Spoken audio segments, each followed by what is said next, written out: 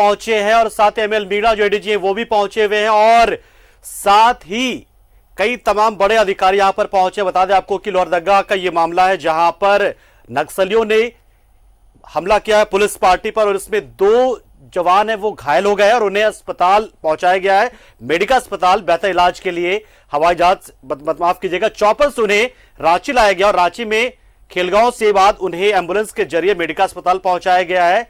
और इस वक्त तस्वीरें आपको हम सीधी तस्वीरें दिखा रहे हैं, कुछ देर पहले की तस्वीरें हैं, ये आपको सीधी तस्वीरें दिखा रहे हैं लोहरदगा में। बता दें आपको कि माओवादियों और सुरक्षा बलों के बीच में मुठभेड़ हुआ है। हालांकि रूटीन पेट्रोलिंग था और इसी पेट्रोलिंग पार्टी पर घात लगाकर नक्सलियों ने हमला किया।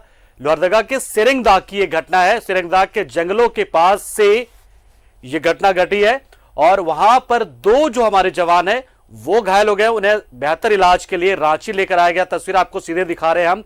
डीजीपी एमवी राव पहुंचे हुए हैं, एडीजी एमएल मीणा पहुंचे हुए हैं और आईजी ऑपरेशन भी यहां पर नजर आ रहे हैं। तो बता दें आपको कि 2 जो हमारे घायल जवान हैं उनको बेहतर से बेहतर इलाज मिले, इसलिए सीधे उन्हें मेडिका अस्पताल पहुंचाया गया है, पूरी तैयारी के साथ पहुंचाया गया है क्योंकि हर एक सुविधा यहां पर मौजूद है। और हमारे सहयोगी आकाश इस वक्त हमारे साथ जुड़े हुए, लगातार हालात पर नजर बनाए हुए। आकाश, फिलहाल अब तमाम जो बड़े आला अधिकारी हैं, खासकर डीजीपी एमवी राव और एमएल मीणा दोनों पहुंचे हुए, उसके अलावा भी तमाम अधिकारी पहुंचे हुए हैं। क्या स्थिति बताई जा रही, जो घायल जवान उनकी फिलहाल स्थिति क्या और किस तरीके से इलाज किया जा रहा है? जी देखिए, जहां तक घायल जवानों के स्वास्थ्य की बात है, सेहत की बात है, तो दोनों ही खतरे से बाहर बताए जा रहे हैं। हालांकि अब तक उनके हेल्थ को लेकर के कोई मेडिकल बुलेटिन अस्पताल प्रबंधन की ओर से जारी नहीं किया गया है, लेकिन वरीय अधिकारी चूंकि पहुंचे हुए हैं और अंदर वे मौजूद हैं और डॉक्टरों से बात करके सारी जानकारी ले रहे हैं। सारी जानकारी लेने के बाद ही वो मीडिया में कुछ कह पाने की स्थिति में होंगे। लेकिन जहां तक हम लोगों ने अपनी आंखों से देखा कि दोनों ही जवान कॉन्शियस हैं, यानी कि पूरी तरह से होशो हवास में हैं और बातचीत कर रहे हैं, तो उन्हें देखने के बाद प्रथम दृष्टया ऐसा नहीं लगता है कि उनकी स्थिति बहुत ज्यादा गंभीर है। फिर भी मुठभेड़ की घटना हुई है, पेट्रोलिंग पार्टी पर हमला हुआ है नक्सलियों के द्वारा और ऐसे समय में हुआ है जब बेरमो दुमका में उपचुनाव संपन्न होने जा रहे हैं। तो निश्चित तौर पर माओवादी कहीं ना कहीं अपनी धमक को एक बार फिर से दर्ज कराने के इरादे से ऐसा किए हैं, ऐसा माना जा सकता है। हालांकि पुलिस प्रशासन की ओर से बार बार उन्हें यह चेतावनी दी जाती है कि वो अपनी मांद में रहे, अगर वो मुख्य धारा में वापस नहीं लौटते हैं तो उन्हें मार गिराया जाएगा। बावजूद इसके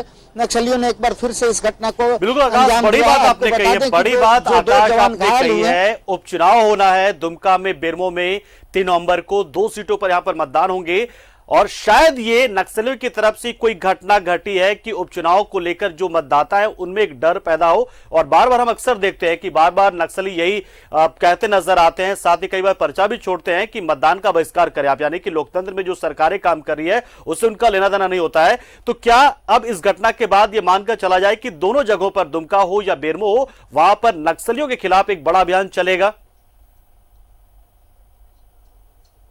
जी देखिए, निश्चित तौर पर पुलिस के लिए अतिरिक्त सतर्कता बरतने की आवश्यकता आन पड़ी है, क्योंकि उपचुनाव को शांतिपूर्ण तरीके से संपन्न कराना है तो पुलिस को एक्स्ट्रा प्रिकॉशंस लेकर के चलने होंगे, क्योंकि ये वही दुमका है जहां पिछले चुनाव के समय में नक्सलियों ने काफी जबरदस्त हमला किया था, जिसमें पोलिंग पार्टी के कई सदस्य मारे गए थे। इसके अलावा अमरापाड़ा जो दुमका में ही आता है, वहां पर पाकुड़ के एसपी अमरजीत बलिहार पर हमला हुआ था, जिसमें वो वीर गति को प्राप्त हो गए। और जहां तक बात बेरमो की है, तो बेरमो के पास ही झुमरा पहाड़ है जो कभी नक्सलियों का गढ़ माना जाता था। हालांकि आज की तारीख में झुमरा पहाड़ को पूरी तरह से खाली करा लिया गया है और ऐसा पुलिस मानकर चलती है कि झुमरा पहाड़ पर नक्सलियों की गतिविधियां या मूवमेंट अब नहीं के बराबर रह गई है। इसके बावजूद चूंकि अब चीजें इस रूप में सामने आई हैं, इसलिए पुलिस को एक्स्ट्रा प्रिकॉशंस लेकर के चलने होंगे ताकि इस चुनाव को शांतिपूर्ण तरीके से संपन्न कराया जा सके, क्योंकि नक्सली पिछले लंबे समय से काफी खामोश बैठे हुए थे। उनकी ओर से कोई हरकत नहीं की जा रही थी, नहीं कोई चुनौती पेश की जा रही थी और ऐसा लगने लगा था कि शायद अब राज्य नक्सल से मुक्ति की दिशा में आगे बढ़ता नजर आ रहा है, खासतौर से माओवादी दृष्टिकोण से यदि बात करें तो, क्योंकि स्प्लिंटर्स ग्रुप तो बहुत सारे हैं, उनके बारे में बहुत ज्यादा कुछ नहीं कहा जा सकता है। चंद अपराधियों के जत्थे भी अपना स्प्लिंटर्स ग्रुप बना लेते हैं, तो वो तो हर जगह होते हैं और वो शायद रहेंगे भी, लेकिन माओवादियों की दृष्टिकोण से देखा जाए तो उनके पांव राज्य में लगभग उखड़ते हुए नजर आ रहे थे। लेकिन ऐसे समय में इस घटना को अंजाम दिया है माओवादियों ने, तो निश्चित तौर पर पुलिस के लिए ये एक बड़ी चुनौती है कि वह कैसे इसका सामना करती है। हालांकि दिन के उजाले में ही एसपी जनार्दन के नेतृत्व में पूरे इलाके में सर्च ऑपरेशन शुरू कर दिया गया, जिसमें अर्धसैनिक बल के जवानों को भी शामिल किया गया है और साथ साथ जिला बल के जवान तो पहले से ही मौजूद हैं। तो अब इसका क्या कुछ फलाफल निकल कर सामने आता है, इसके लिए तो हमें इंतजार करना होगा। लेकिन चूंकि रात का अंधेरा हो चुका है और जंगलों में सर्च ऑपरेशन चलाना पुलिस के लिए कई बार कठिन साबित होता है, और नक्सलियों को चूंकि जंगलों की जो भौगोलिक संरचना है, जिसे टोपोग्राफी कहते हैं, उसकी बेहतर समझ होती है, क्योंकि वे लगातार वहीं अपना समय बिताते हैं। तो ऐसी परिस्थितियों में नक्सलियों को बहुत ज्यादा पुलिस नुकसान पहुंचा पाएगी, इसकी उम्मीद अभी फिलहाल नहीं की जा सकती और इसका अंदाजा भी नहीं लगाया जा सकता है, क्योंकि नक्सली घने जंगलों में घुस चुके हैं। लेकिन निश्चित तौर पर पुलिस यूं ही हाथ पर हाथ धरे बैठे नहीं रहेगी, उनके विरुद्ध एक जोरदार अभियान फिर से राज्य में जरूर शुरू होगा, ऐसी उम्मीद की जा रही है। पंकज, बिल्कुल आकाश, आप नजर बना रहे हैं और यदि डीजीपी या एमएल मीणा है, एडीजी, उनकी तरफ से यदि कुछ भी बयान आता है तो हम तक सुनाएगा। फिलहाल आप नजर बनाए रखें वहां पर और जो ताजा अपडेट जो भी हो रहा है हम तक पहुंचाते रहे। और हम दर्शकों को बता दें कि लोहरदगा के सेंदाग में नक्सली हमला हुआ, इसमें 2 हमारे जवान घायल हो गए और इन घायल जवानों को मेडिकल अस्पताल पहुंचाया गया है।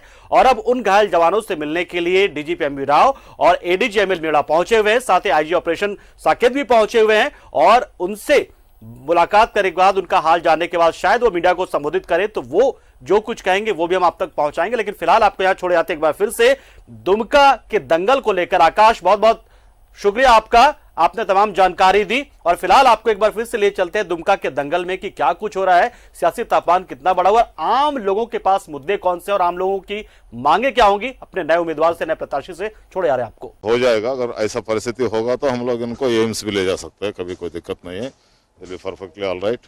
और एक बात इसमें कहने वाला बात है कि दोनों, एक स्प्लिंटर लगने, गोली लगने के बाद भी लोग बहादुरी से लड़ा है, इसलिए वो लोग कोई आगे नहीं बढ़ पाया, उनको भागना पड़ा।